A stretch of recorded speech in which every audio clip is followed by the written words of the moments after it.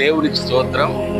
అందరికీ కూడా నా హృదయపూర్వకమైనటువంటి వందనాలు తెలియజేస్తూ ఉన్నాను. ప్రియమైన దేవుని బిడ్డలారా, బైబిల్ గ్రంథంలో నుంచి ఒక వాక్యాన్ని చదువుకుందాం.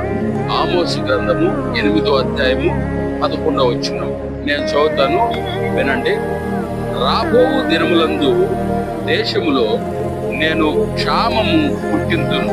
అది అన్నపానములు లేకపోవుట చేత కలుగు క్షామము కాక, యెహోవా మాటను వినకపోవుట వలన కలుగు క్షామముగా ఉండును.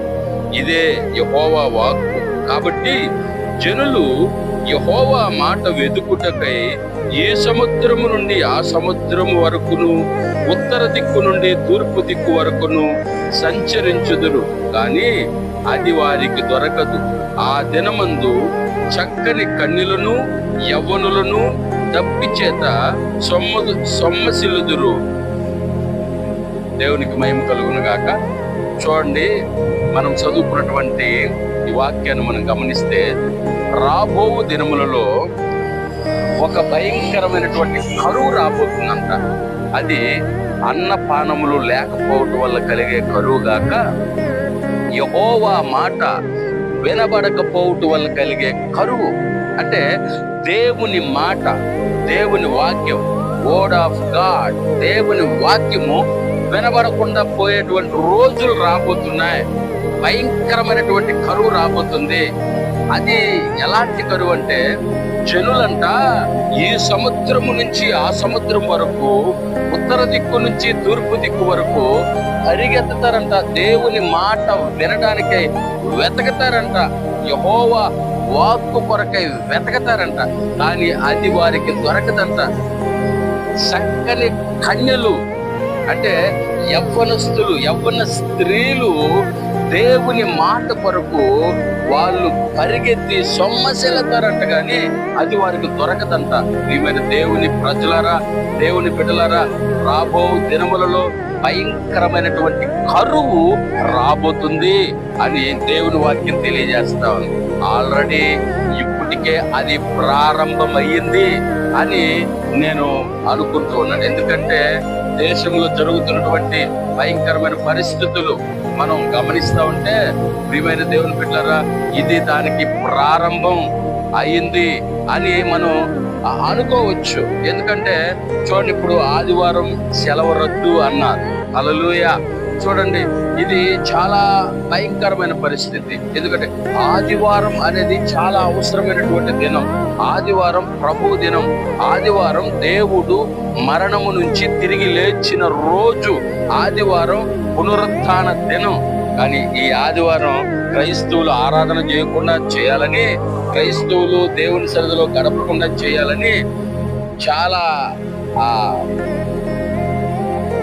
సన్నాహాలు. హల్లెలూయా.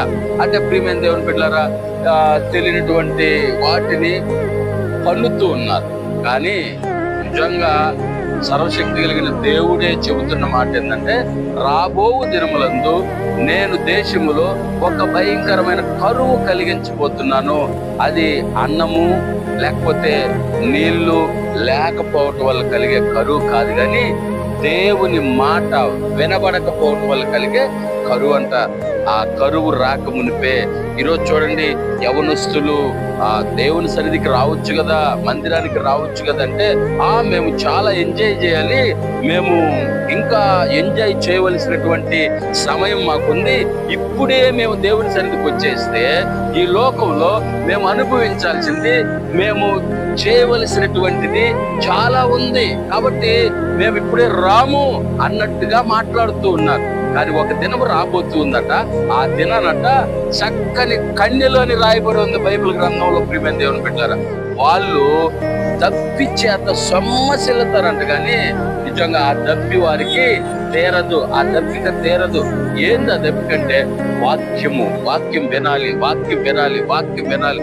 ఈరోజు ఎక్కడ చూసినా వాక్యమే, ఏ వీధిలో చూసినా వాక్యమే, ఏ మందిరంలో చూసినా వాక్యమే, ఏ ఇంట్లో చూసినా వాక్యమే, ఏ ఫోన్ ఆన్ చేసిన వాక్యమే, ఏ టీవీ ఆన్ చేసిన వాక్యమే. కానీ రాబో రోజులలో వాక్యము కనబడదు, వినబడదు. వాక్యము చెప్పేవాళ్ళు కనబడరు, వాక్యము ఎవరికి తెలిసినా చెప్పరు. ఎందుకంటే అలాంటి రోజులు రాబోతున్నాయని దేవుని వాక్యం తెలియజేస్తాం. సో ఈరోజు జరుగుతున్న పరిణామాలను మనం గమనిస్తే ఇది ఏంది ఇలా జరుగుతుంది అని వింతగా చూడాల్సినటువంటి అవసరం లేదు. ఎందుకంటే దేవుని వాక్యం సెలవిస్తా ఉంది భయంకరమైన రోజులు రాబోతున్నాయి. కాబట్టి ఆ రోజులు రాకముందే సమృద్ధిగా వాక్యము దొరుకుతున్నప్పుడు దాన్ని మన హృదయంలో దాచుకోవాలి, మన హృదయంలో భద్రపరుచుకోవాలి. అప్పుడే ప్రియమైన దేవుని బిడ్డలారా, నిజంగా ఆ వాక్యం ఎప్పుడైతే మన హృదయంలో ఉంటుందో మనం ఎప్పుడైనా సరే ఆ వాక్యాన్ని మనం నెమరు వేసుకుంటూ ఉండొచ్చు, ఆ వాక్యాన్ని మనం చెప్పుకుంటూ ఉండొచ్చు. వాక్యము లేకపోతే ఆ వాక్యము మరుగైపోయినటువంటి ఆ సమయంలో వాక్యం కొరకు పరిగెత్తాల్సినటువంటి పరిస్థితి ఉంది. కాబట్టి ఈరోజు ప్రియమైన దేవుని ప్రజలారా, దేవుని బిడ్డలారా, విరివిగా దొరుకుతున్నటువంటి వాక్యాన్ని జాగ్రత్తగా కాపాడుకుందాం, హృదయంలో దాచిపెట్టుకుందాం. కాబట్టి ప్రతి ఒక్కరు కూడా ఖచ్చితంగా వాక్యాన్ని నిర్లక్ష్యం చేయొద్దు, వాక్యాన్ని ఎగతాళిగా చూడొద్దు, వాక్యాన్ని నిజంగా ప్రియమైన దేవుని బిడ్డలారా, చాలా మంది వాక్యం వినబడుతున్నా విని విన్నట్టుగా ఉంటూ ఉన్నారు, వాక్యము కనబడుతున్నా చూసి చూడనట్టుగా ఉంటూ ఉన్నారు. కాబట్టి ఆ భయంకరమైన రోజులు రాకమునిపే వాక్యాన్ని జాగ్రత్తగా మన హృదయంలో భద్రపరుచుకుందాం, వాక్యముతో మనం జీవిద్దాం. Praise the Lord. దేవుడి మాటలు మన వెనుకల్లో దీవించి ఆశీర్వదించును గాక. ఆమేన్.